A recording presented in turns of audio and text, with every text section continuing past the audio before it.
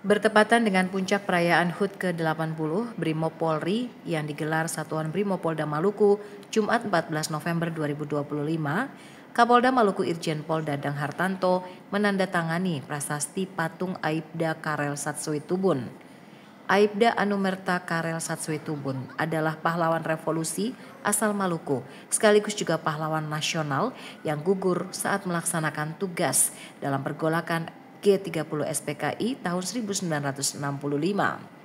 Aibda KS Tubun merupakan personil Sat Brimob Polda Maluku. Patung Aibda Karel Satswetubun telah terpasang di Makosat Brimob Polda Maluku, namun saat ini masih dalam proses perampungan.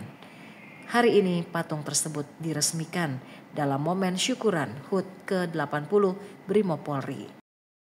Ya kan itu salah satu pahlawan revolusi asli putra daerah Maluku, seorang bayangkara ya, dari Kesatuan Brimob yang mengabdikan untuk negara dan kemudian gugur ya dalam penugasannya dan kemudian diangkat oleh negara ini menjadi pahlawan. Puncak perayaan HUT ke-80 Brimob Polri digelar Satuan Brimopolda Maluku dalam acara syukuran yang dilaksanakan di Gedung Presisi Tantui Ambon. Wakil Gubernur Maluku Abdullah Fanat turut hadir bersama Forkopimda Maluku dalam kegiatan ini. Hadir pula para tokoh agama, tokoh masyarakat, dan juga para pejabat utama di lingkup Polda Maluku dan para pejabat utama di lingkup Satuan Brimob Polda Maluku.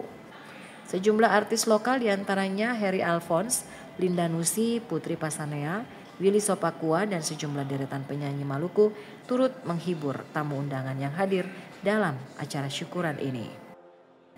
Christine Sipahelut Kurniawan melaporkan.